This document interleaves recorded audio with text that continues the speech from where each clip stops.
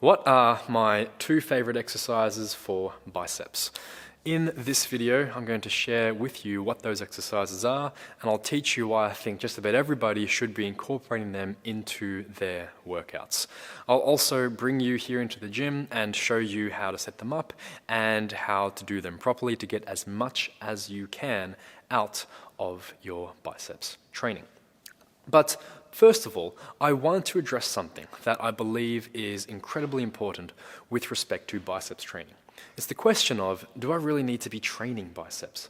I often get this question from women because they don't want to grow what they deem to be manly arms or biceps, and from powerlifters because they don't see it as a necessary part of their strength work and consider it more as some bodybuilder fluff work that doesn't really carry over much to their specific sport with the squat, bench, and deadlift. Now, I'll admit, biceps is something that I personally find from a training perspective incredibly boring.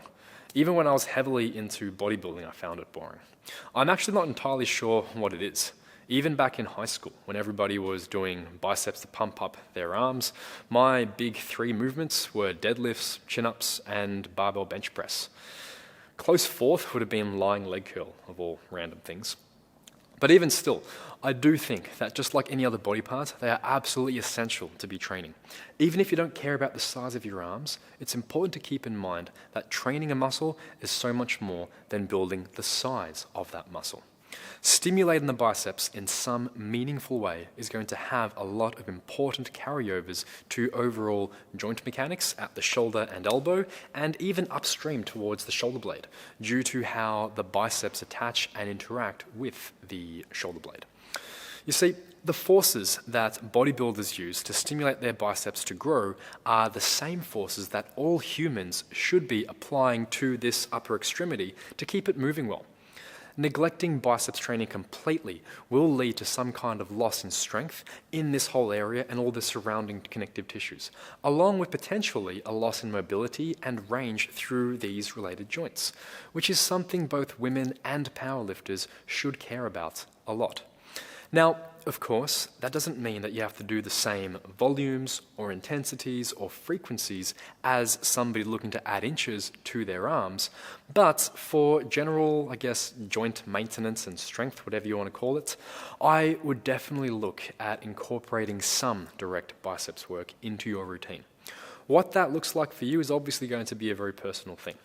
But even if you despise biceps training and always see it more as an afterthought, if you do just these two movements that I'm about to share with you, you can at least rest assured that you're covering your bases for the most part with your biceps training. Now, before we get there, I'd like to hear two things from you guys. First of all, do you train your biceps at all? Particularly if you're a powerlifter or if you're a woman, I would love to hear your take on it. And of course, the other thing is, what are your favorite two exercises for biceps that you include in all of your workouts? I'm going to give you about 10 seconds to drop me a comment below and let me know whilst I take another sip of my tea. Also, please do give the video a thumbs up and subscribe to the channel. Those little actions on your part go a humongously long way to helping this channel grow, which means even more free content. And we all like free content, right? I hope so, otherwise I don't know what you're doing here right now.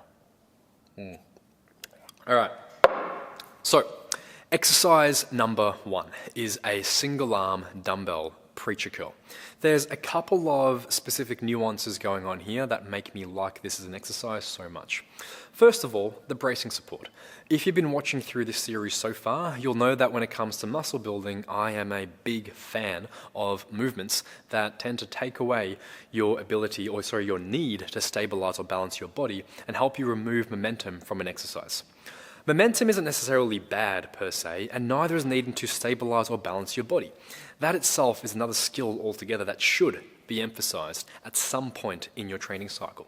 However, when it comes to building muscle, all your body really cares about is directing as much tension through the target muscle as possible. Generally speaking, anytime you can provide your body with more external support for this, the better.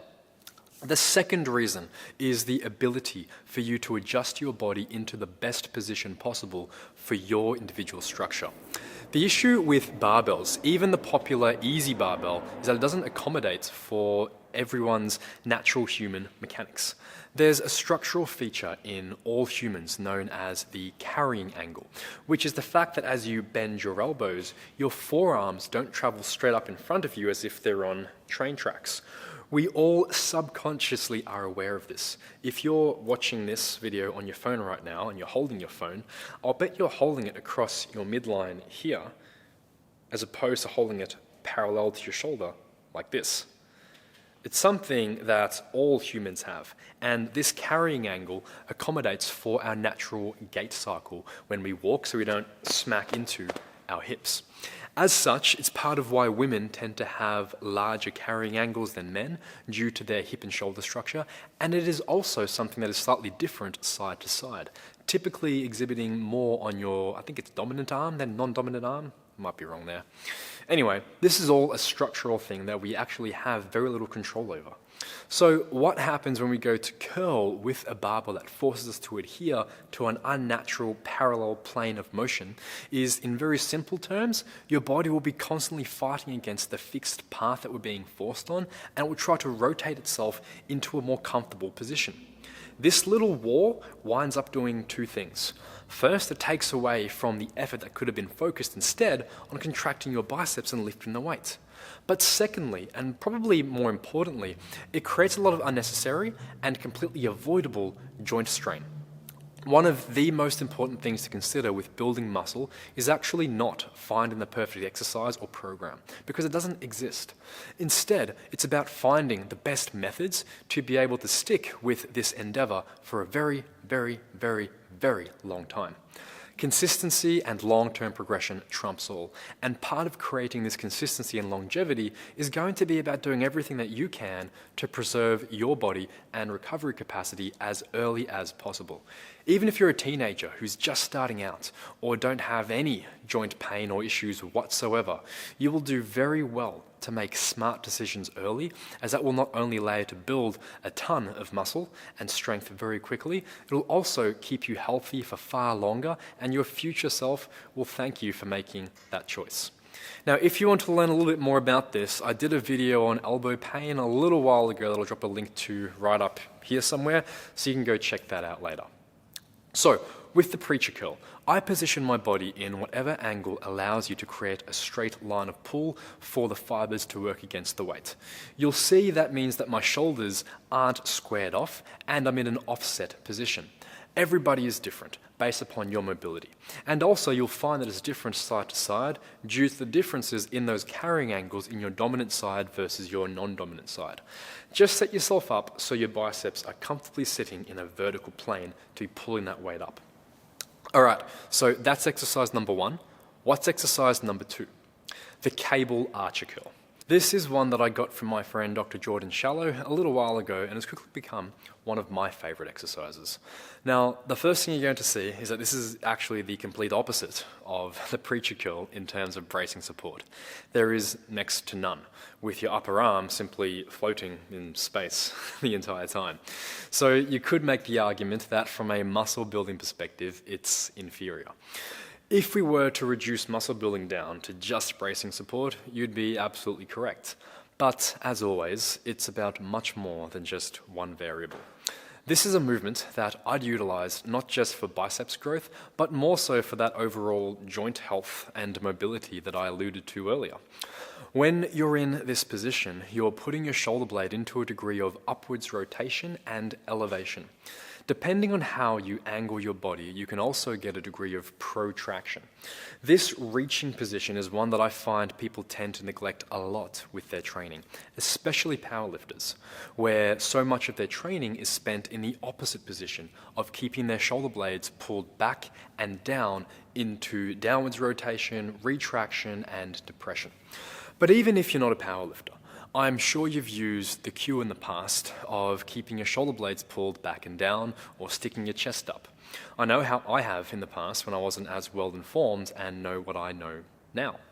It's an extremely common cue and mistake that people make with their training. And this is one of many ways to go about retraining your nervous system about this position by simply doing some biceps work.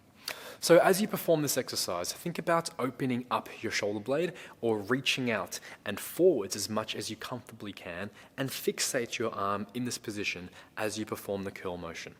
Again, I prefer this to the double arm variation you might see in gyms with people hogging up a bunch of space between cable crossover stations, not just because it's a lot less flamboyant, but because it allows you to customize the body position to your natural mechanics. So again, find the most comfortable position and curl away. Finally, if you are looking for as much muscle building as possible, it's probably best to do this exercise second or later on in your series, as due to the instability of the position, it will be challenging to create a significant amount of tension or use enough load on this exercise compared to, say, the preacher curl because of that instability. So you can hack this and still get a stressful stimulus on your biceps that's needed for growth by simply doing it in a slightly fatigued state or after a few sets of preacher curls. You could even do them as a superset, going straight from preacher curls to archer curls.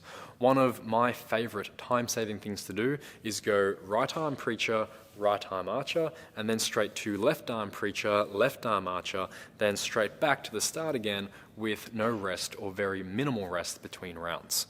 While one side is working, the other side is getting a good amount of rest, which helps to condense the time of having to do both sides individually.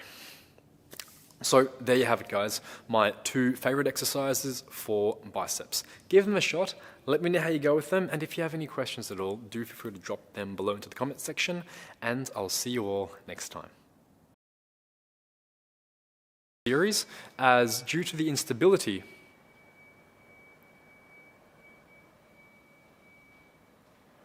yeah, you can definitely hear that. Definitely.